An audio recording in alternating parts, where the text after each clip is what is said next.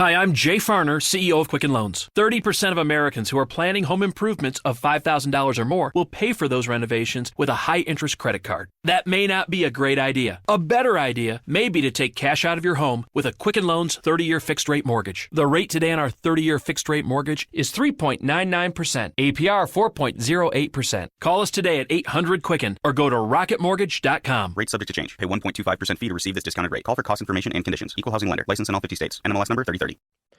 On this episode of the Sports Opinions podcast, I have on one of the more inspirational people that I have ever talked to in my life. He is a self-described man who wears many hats. He is a member of the Tucson Sugar Skulls in the Indoor Football League, Jajuan Harley, and he is just a all-around fantastic individual. We talk about his collegiate career, what it was like going from a large school, Florida State, and transferring to Middle Tennessee State, a small school, what his journey in the pros was like, bouncing around from teams, having a taste on the Buffalo Bills, and now battling to get back in the NFL, and just his life and balancing his dream and living a life and doing all that.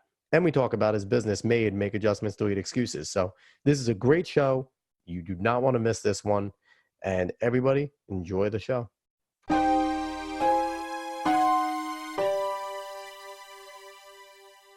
What's up, sports fans, and welcome to the Sports Opinions podcast.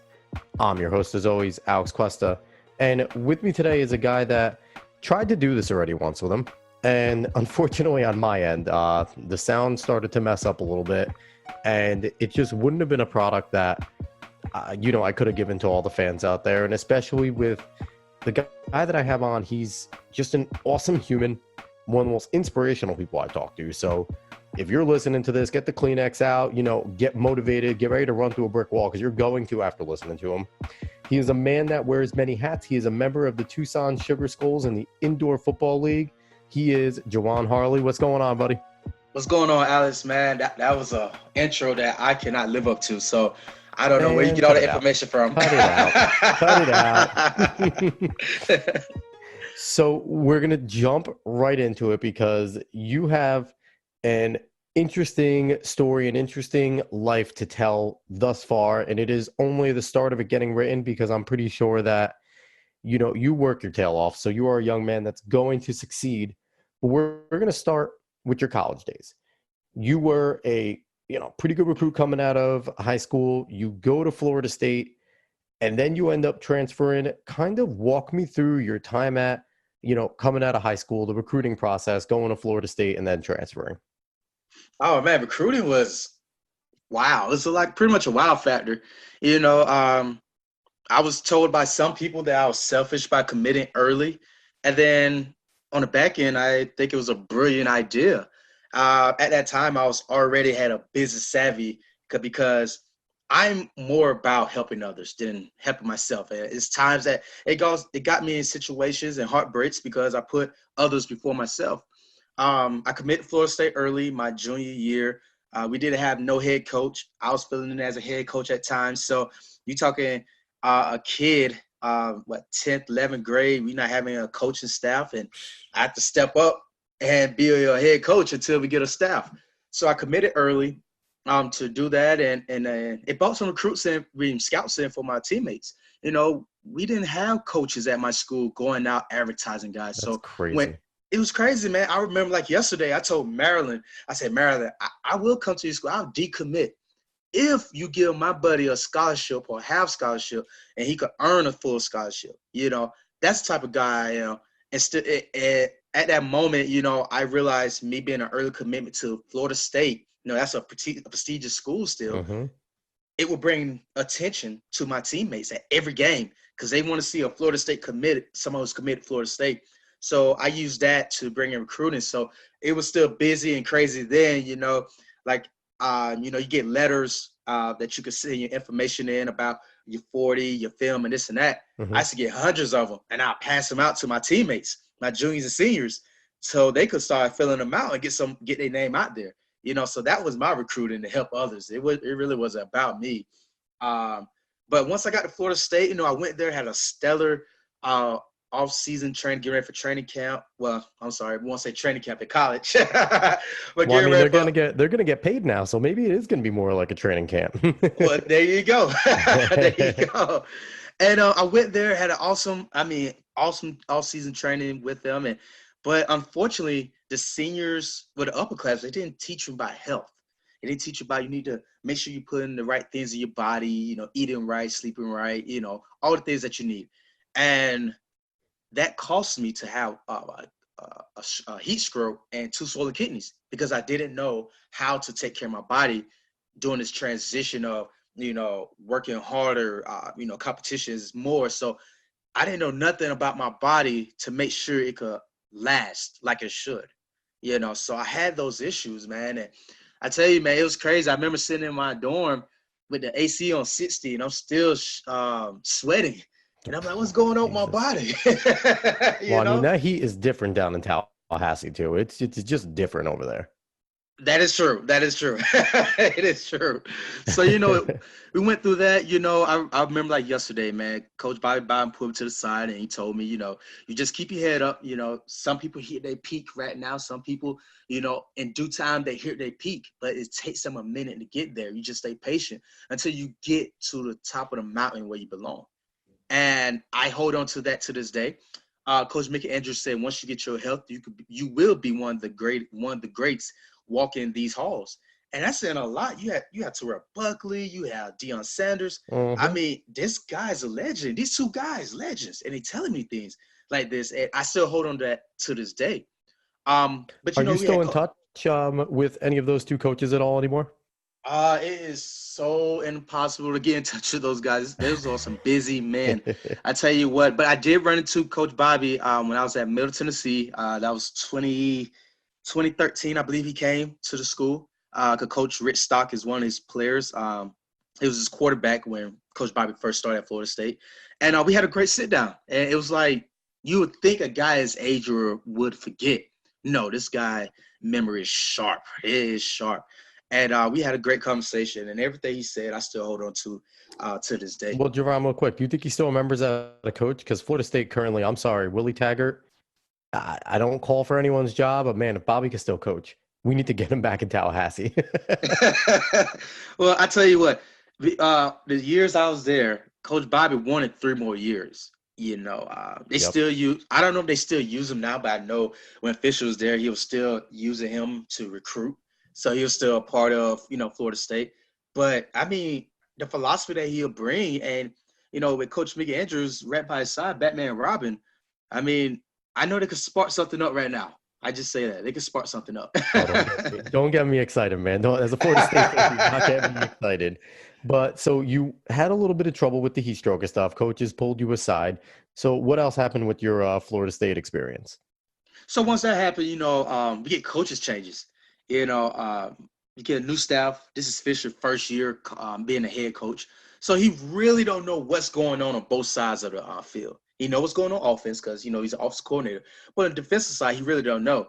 And when I walked in and said I want to transfer, he was shocked. He didn't know what was going on. I remember when the defensive coordinator at the time, Coach Stoops, blasted me in front of the entire team, and nobody knew why. It was like he was picking, trying to figure out what can he do to make me erupt so they could find a way to kick me off the team. This guy moved me from safety to linebacker just to get me out of his meetings, And still to this day, players ask me, what did you do? I said, until you find out, I will know as well because I don't know. But I realized it's certain things that players will go through. And it's a lot of players in my situation that they will get picked on by coaches. They definitely will. I feel like sometimes coaches see somebody that they met before or whatever, and they just feel like, I'm going to pick on this person. Like, I took blame for a lot of things. I got chewed out. I got chewed out so much that it made my eyes fire red, and my teammates got around me. I remember this at Florida State. They got around me, and they just held me, and everybody just started saying a prayer because they couldn't understand why this guy who has a genuine spirit is getting treated this way.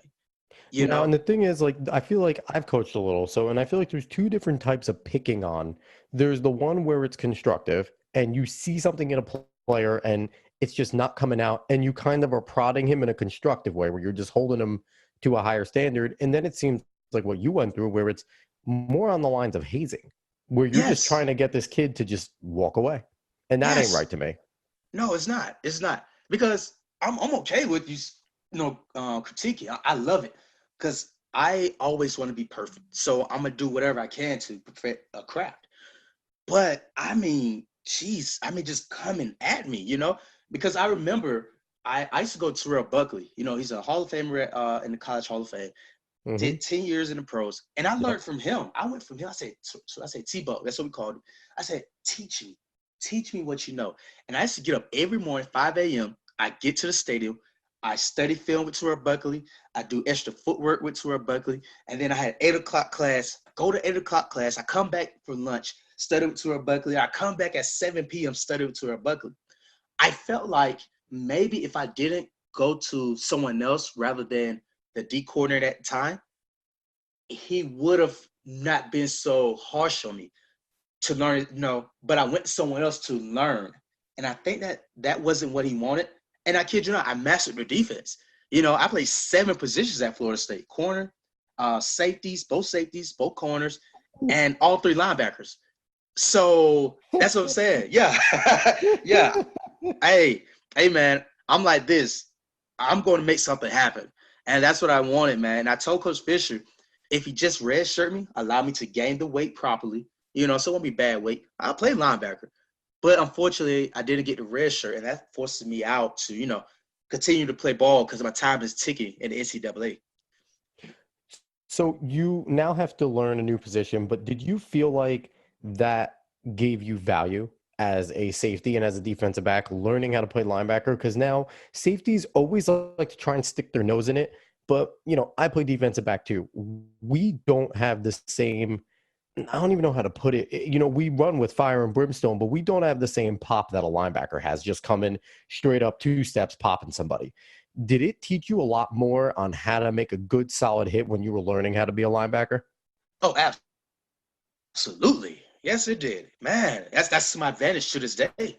That's my advantage of tackling, getting the ball carried down, live to see another day.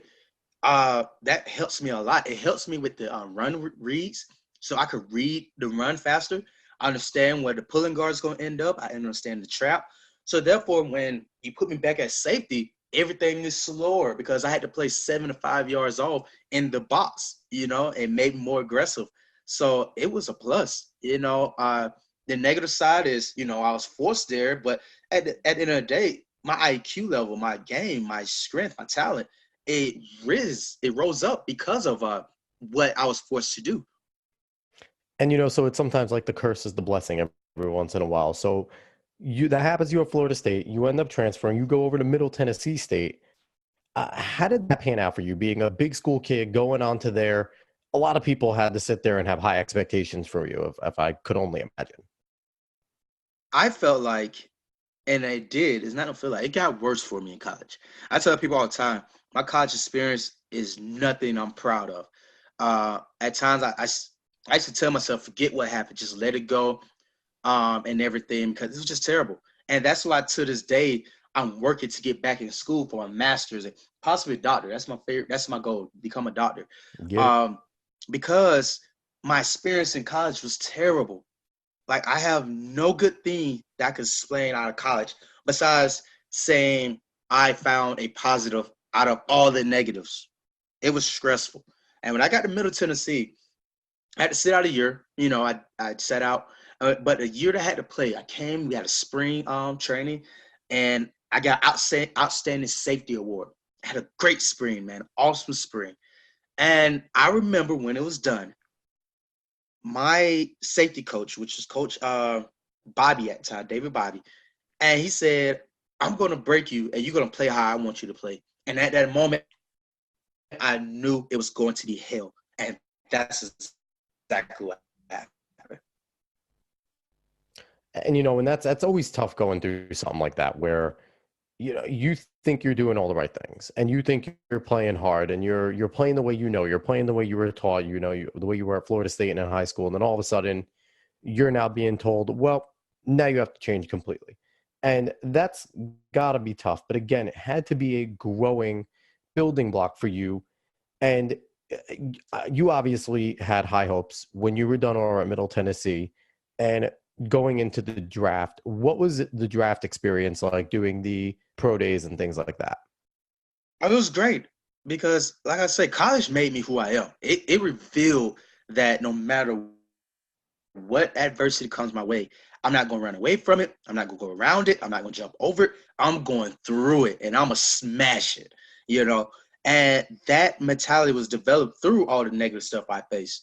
I remember in college at Middle Tennessee, I never played a full game. Out of 12 games out of the year, I never played a full game. I only started 8 games. And I ended up having, 74, 73 tackles, 3 interceptions, 1 forced fumble, and a fumble recovery. And I decided that it was time for me to go because I figured with those numbers, I can do something with my family. I can help my family out, And just the things that I had to go through, like the first game, my dad almost passed the first game, that rush to the hospital. And my coach at the time telling me, you should have got some sleep. We had practice the next day, and I'm tired. I'm dragging my mind out on football. So you should have went to sleep.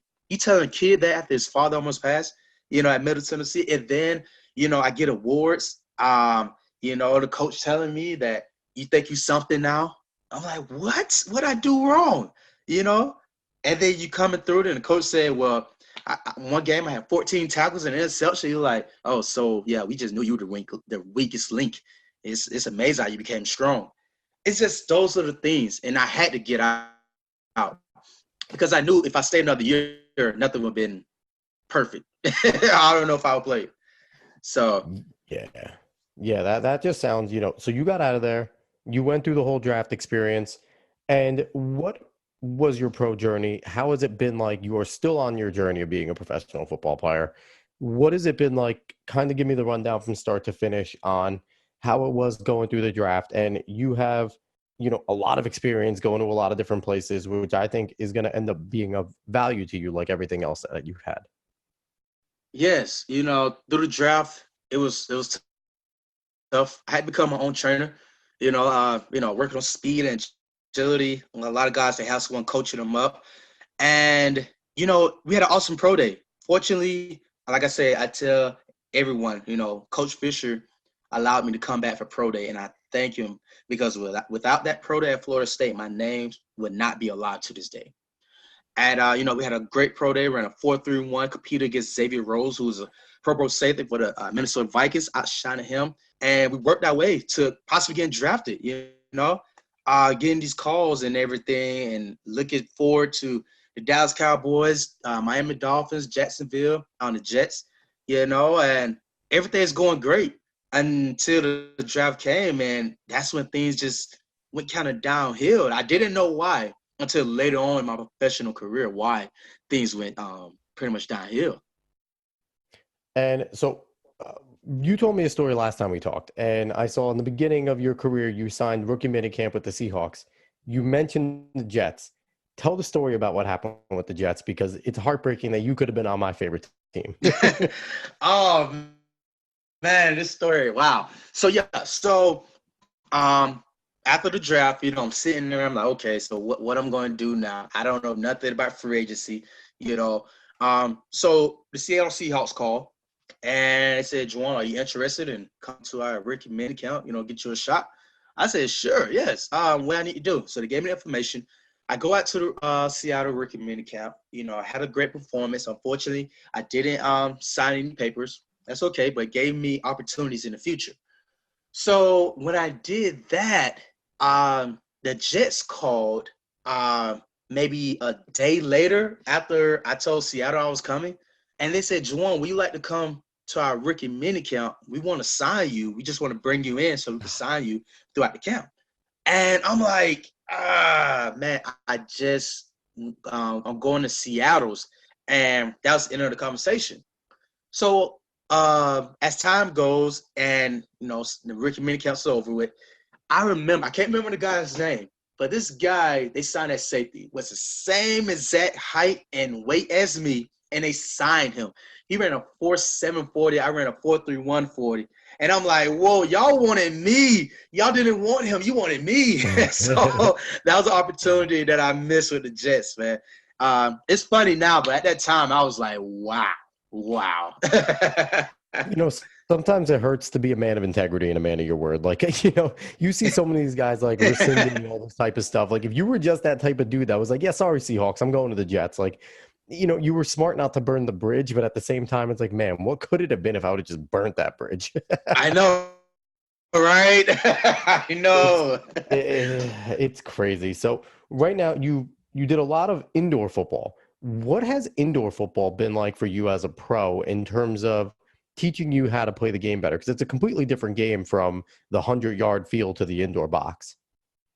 Well, it taught me that I have a high IQ. You know, but the reason I say that, you probably saying, why is he saying that he found out he has a high IQ? Well, I'll tell you this, you know, throughout my college career, and throughout the draft, because, you know, scouts told me that I was thrown under the bus. I was told that I was a dummy. I was just athletic and not smart, you know. So indoor taught me a lot about myself as well.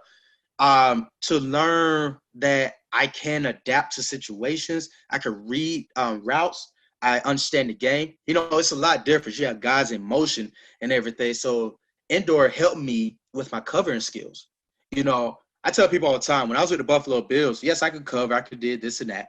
But when I went to arena, my covering skills are – you cannot compare who I was at Buffalo. You know, I'm a safety covering like a corner. So that means I could play corner, outdoor, indoor. You know, but indoor, man, it helped my IQ, understand the game, route reading, and just becoming an all-around player.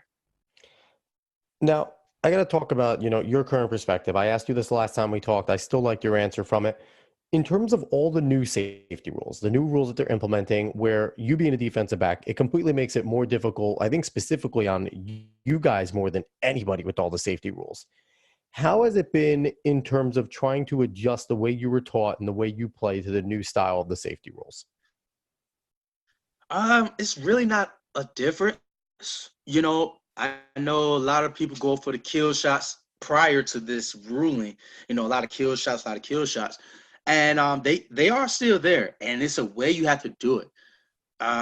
You know, growing up, they always said if a ball carrier's running the ball, put your head on the ball, and the ball will pop out.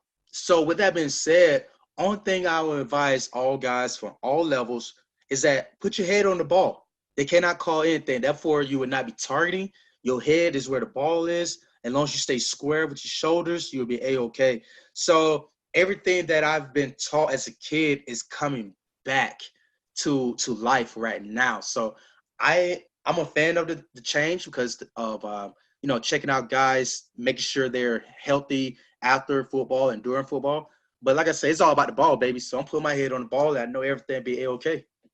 It's so nice to hear a defensive back preaching technique because it is just such a lack of technique. And I hate it when certain corners that are just doing basic tackles, the commentator's like, oh, he is such a great tackle. And it's like, no, he tackles. He plays football. He doesn't just dive at legs or try to throw a shoulder in. Like, it's become such a lost art to tackle if you're a defensive back. So it's a breath of fresh air to hear you saying technique is key, because I wrote a whole entire piece for my blog basically saying we could reduce concussions in football if we just preach technique and penalized players, coaches, schools, staffs for allowing players to continue to do it on a continuous basis. I agree. I agree.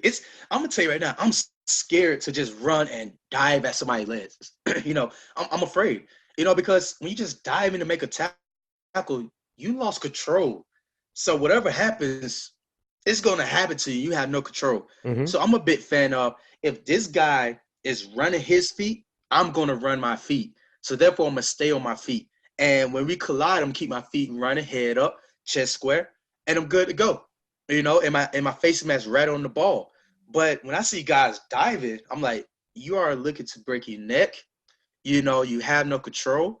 You know, so like I say, I remember Bobby always said, a great athlete is always on his feet. So if I'm going to make a tackle and I consider myself a great athlete, I'm not leaving my feet. I'm keeping my feet running at the contact, just like all ball carriers are taught. And I'm gonna go to work and get that ball.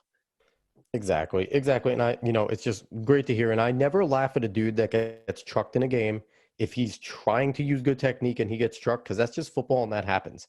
I'm happy Right. he was trying to use good technique. I agree. I'm with you, man. I'm with you. So here's a question that, right now you are, grinding it out in the indoor football leagues. You have been putting in work on LinkedIn, putting in so many videos and just showing how hard you work every day to try and get your chance to get to the league or get back to the league, because you had a taste of it on the Bills. So you're trying to get that chance to get back into it. What is it like right now trying to balance your dream of becoming an NFL football player again and just making a living and grinding it out to, because, indoor football league, it doesn't pay great. So you still need to make a living. So what is it like right now? Oh, it's tough. It's tough. I tell people all the time, you think about making a check, you're living off day-to-day checks and stuff like that. I remember it's teams I played for when I never got paid. I traveled over 200 miles a day to go to practice because they didn't have nowhere for me to live. Um, Still now, even though I have my own business, but you have to think about it, as you start a business, it's not going to be millions of dollars right away or $1,000 right away, you know, but it's still a data check situation. My dream, my passion to get to where I want to be, that pinnacle, the NFL again, is driving me. You know, I know it's at times where I'd rather for my wife to eat and make sure she's able to eat, make sure I have enough funds to get groceries for her, and I just nibble on what's left. It's times when we'll have some food and I just have the leftovers, whatever, and I'm dipping in ranch because I'll have enough to eat lunch. I just got enough for her to eat lunch. That's the type of passion and drive I have to get back to where I was. Some people say it's crazy, but I'm willing to make the sacrifice to get to where I want to be. You know, like I train hard every day. I put in the work for my business and I train others.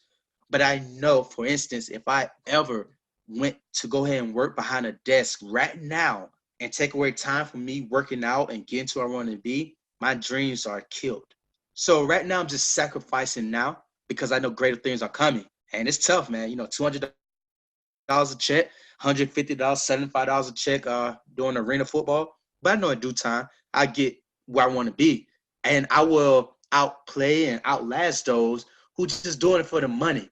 Because right now, I'm just passion. Passion has got me going. It's not the money, just passion. Jajuan, it's just, we talked about this once. Like I said, we did the podcast once, the audio screwed it up. Even just hearing you say it again, it's just so inspiring to hear someone that is so willing to grind and willing to work hard. And like I said, it's a different situation out there, but I see a little bit of me and you because this podcast is not a big podcast. It is a growing podcast. And there are times where I look at my stats and I go, man, this is tough. But it's just having people on like you and meeting and talking to so many unique people that it gives me confidence that I'm going to eventually grow this to a point where we're going to be doing this interview again and you're going to be, a player in the league and I'm going to be a dude that, has finally made it in the podcasting or radio or whatever the hell world. So it's really inspiring to just hear you just grinding it out as hard as you do. Appreciate it, man. But the thing is, I tell people all the time, you just got to keep going. You just never know how close you are to your breakthrough. You could be a millisecond from your breakthrough and you talking about giving up. Or you could be 5 minutes. You just never know. You have to keep going to find out what's going to happen. But you'll never know what's going to happen when you decide to throw in the towel. A lot of great dreams and ideas and potential goes into the grave. The grave has a lot of people who have the woulda, shoulda, couldas. But when you have the time on this earth to live, give it your all. Empty your tank. When you leave this earth, you should empty your tank and you should have no regrets, no second guessing. And that's what I believe in. I know with me putting all I have, all my energy into my passion, I know when I leave this earth, I could smile and say, I gave it my all. And that's what you want to say at the end of the day. I gave it my all. And that completely couples in with the business that you mentioned that you started. And I want to give you a chance to talk a little bit about your business. It is MADE, and it's an acronym for Make Adjustments, Delete Excuses Incorporated. Tell me a little bit about MADE, and tell me what's the end game? What's the goal with this company? Oh man. I remember like yesterday, I'm driving in my car back home and I'm by the hospital. And at the hospital, you have life and you have death. You have joy and you have pain. And I remember going by and I'm just driving, the radio was off, and MADE came up. I said, make adjustments, delete excuses. I said, whoa, let me say that again. MADE, make adjustments, delete excuses. And I said, you know what? That's life. Throughout this whole time, I'm like, I'm at this place because of this person. And if they would never did this to me, I could be here. And I was like, no, you're not gonna have a pity party. You're gonna use that as a stepping stone. You're gonna make adjustments, delete excuses, and you're gonna keep it moving. So at the time, I just say, oh, I want to trademark this. I didn't think it was gonna lead to a business at all until I did CFL, and I didn't have a great nutrition program because I left a program, an indoor football team where we did get paid, so we wasn't eating, so I wasn't where I need to be. And for here on there, I said, okay, I'm gonna be my own nutritionist, I'm gonna be my own personal trainer, and I'm gonna do this thing.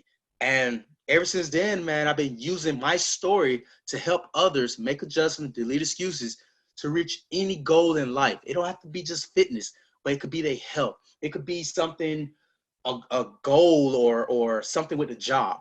At the end of the day, they will understand how to make adjustments and get through any obstacle. And that's what the business is about, enhancing lives through teaching how to make adjustments and delete excuses.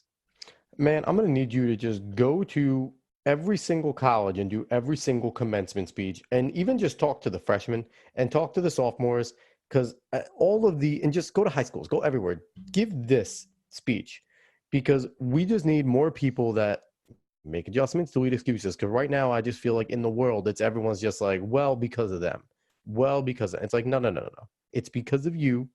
Take some responsibility, figure out what went wrong, and get it fixed. I feel like that just needs to be the attitude that needs to be preached. Yes, I agree. I agree. And I guarantee once people understand that and they accept the responsibility that you just said, I guarantee they'll find peace, and then they'll let go of the grievance. And next thing you know, they will soar. Because after that, they have broken the chains of having any finger pointing. All that's going out the door now. So I mean, that's why I encourage everyone. I always encourage them to make adjustments to these excuses and watch yourself get over the hump. And now I know we talked last time about an apparel trade, but that's really got to happen this time. I didn't want to do it until I had the show out so people could hear it, because I wasn't just going to sit there and be like, "Yo, give me one of your shirts," even though you're not haven't been on yet. But now that this is going to get out there, I definitely want to do an apparel trade. I want to send you one of my shirts, and I want one of your shirts. Sounds like a plan, man. Sounds like a plan. And if you don't mind, may I explain what the shirt everyone will like to know about that you're asking for? Absolutely. All right. So the shirt is I'm possible. Now, throughout life, I've been told so many things. You can't do this. You're not going to be able to do this, etc., etc. So what I did was I turned the negative energy and turned it to something positive. So it's I'm dash possible. The two greatest words in the human dictionary is I am. You are whatever you say you are. If you are great, you're going to say I am great. If you are sick, you're going to say I am sick.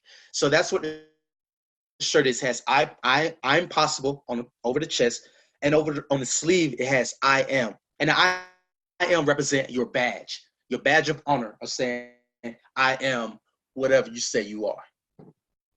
And and that shirt just encompasses you and the person you are now, talking to you. And that's your belief right now. And it's just really inspiring to, hear this and see that you're turning into a business. And man, if football don't work, I think this business is going to take off anyway. So, because it's inspiring stuff and everyone can use inspiration. Oh Speaking yeah, of it, man. go ahead, brother. Oh yeah, I'll just say, yeah, that's the goal. Like I always throughout my life, I always want to help people. And I realized even with this journey with football, I realized the purpose is bigger than me. So therefore, me going through the struggles, me going through the triumphs, it's not for my punishment. It's to help someone who's in the same situation. If it's football, if it's just life in general, they'll know they have someone to look at and say, if he did it, I can do it too. Because we're always looking for an example to get to our goals and persevere through life. So that's why I realized the purpose is bigger than me. And throughout my whole journey, I just want to help others be able to overcome whatever it is they want to overcome. So you told me, you know, last time your favorite sport is boxing, but you're not really the biggest current boxing fan. You've taken a lot of inspiration from some of your past boxing champions that you are a big fan of. Give me the rundown of some of the boxers that inspire you and why they inspire you and why the sport of boxing inspires you. Okay. So I'll start with Jack Johnson, who was the first black heavyweight champion. You know, that is something special. You know, this guy was the first black champion. Does He he still have the traveled record all over the world. for the longest held title reign? I know he had it for a little bit. Uh, I'm not. I don't think so. I believe my next boxer, the bronze bomber, Joe Louis, holds that with 12 years. Okay. Yeah. So that was the next guy, Joe Louis. After that, I have Jimmy J. Braddock. That's the Cinderella man. This guy, I mean, you know, he was a light heavyweight champion, and then next you know, America go in crisis, and this guy loses everything. You know, go to the Great Depression, and he kept persevering. That everyone counted him out. They say he was too old. He's 30 years old. He's old. He's beat up. And this guy keeps fighting, and he becomes the heavyweight champion of the world. You know, that's amazing to me. You know, my third guy is Sir Archie Moore. This guy was a light heavyweight champion. He traveled everywhere, just like I'm doing with the arena, just to get his opportunity back at the middleweight championship, which I want to get to the NFL. This guy did all this, you know, went through hell. Lynch mobs after him and everything. And this guy wins the middleweight championship of the world at the age of 38. He was the champ till he was nearly 40 years old, you know. So he faced the odds. And then, of course, you know, Muhammad Ali, of course, the things he went through, you know, and fighters like that. I mean, that's amazing to me. And it boils down to, when I look at boxing, is you are one-on-one with your obstacle. And how are you going to beat your obstacle, your opponent, to become who you want to become, a winner? And that's what I love about boxing, is you versus your obstacles. And you cannot run away from your obstacles. You cannot just collapse and fall down, say it's over, I don't want to do it. You have to fight. You have to find out your obstacle weakness, and you have to counterpunch your obstacles. And that's why I love boxing, because boxing is life. Do you box on the side? Use that as part of your training regimen? I do a little bit. You know, I took up karate as a kid, so I have some martial arts still in my background. I train a professional boxer, Nick Pinnock. He's a heavyweight. He's coming up. So I stay around it. I always watch it, you know. But yes, I do catch myself shadow boxing. I would do my fundamental techniques, you know, with my back pedaling, and I'll stop out the blue and I'm working my boxing mechanics, my counter punches, you know, my 1-2s, and 1, 2, 3, 4 uppercut, you know, different things. You know, I just love it because, like I said, boxing is facing your obstacles, and you cannot run. You have to look your obstacles in the eye.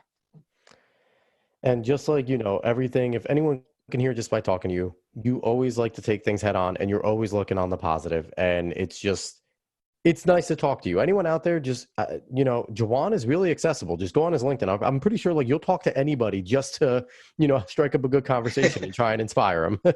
Oh, definitely. Like I say, if anyone, I mean, literally, if you inbox me, ask me to call, I call. I remember one guy, he asked me to call his friend. His friend was down and a little down on himself. And I picked up the phone, I called, and we had a 30-minute conversation, So I'm just that type of guy. So if anyone want to talk to me, have at it. I'm not going to shy away from having a great conversation, spread positive energy.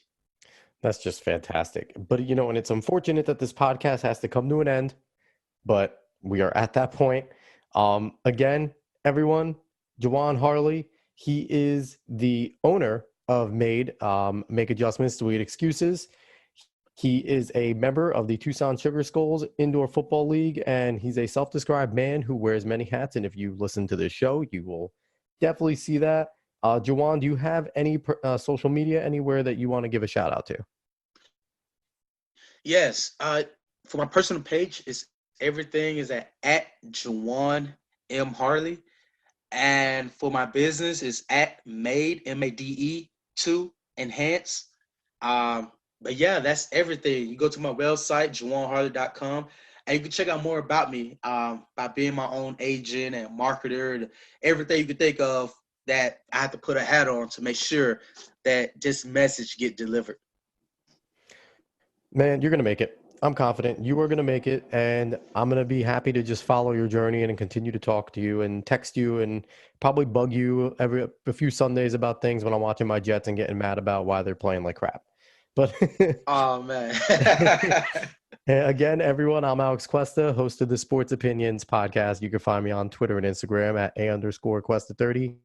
Find Sports Opinions on Twitter at SportsOpinion30, Instagram, Sports Opinions 30. Search for us on Facebook. Go like the Facebook page. And wherever you are listening, thank you for listening, number one. Number two, give us a nice review, a nice rating, just so my great guests like Jajuan can be heard, because they deserve to be heard, because without them, I am nothing. So definitely go give this podcast up the list so more people can listen. So again, everybody, I really appreciate you listening. This was the Sports Opinions Podcast. Have a good one, everyone. Hi, I'm Jay Farner, CEO of Quicken Loans, America's largest mortgage lender. Let's talk credit card debt for a minute. If you feel you're carrying too much of it, you're not alone. The average household in the U.S. carries over $8,000 in credit card debt. Ready for some good news? With a cash-out refinance from Quicken Loans, you can quickly and easily put some of the equity in your home to good use by paying off a lot of that high-interest credit card debt. A great way to take cash out is with our 30-year fixed-rate mortgage. The rate today on our 30-year fixed-rate mortgage is 3.99%, APR 4.08%. Call us today at 800-QUICKEN to learn how taking cash out with a 30-year fixed mortgage might be the right solution for you. And for a record 9 years in a row, J.D. Power has ranked Quicken Loans highest in the nation in customer satisfaction for primary mortgage origination. Call us today at 800-QUICKEN or go to rocketmortgage.com. For JD Power award information, visit jdpower.com. Rates subject to change. Pay 1.25% fee to receive this discounted rate. Call for cost information and conditions. Equal housing lender. License in all 50 states. NMLS number 3030. Hey there, podcast fans. Are you looking for a new true crime podcast? Check out Gangster House, the new podcast from Imperative Entertainment. Gangster House has everything: hospital hitmen, FBI informants, a prison escape, a van explosion, and so much more. I'm Jason Hoke, creator of Gangster House and producer of podcast megahits Atlanta Monster, Broken Hearts, and Monster, the Zodiac Killer. Listen to Gangster House right now on your favorite podcast player.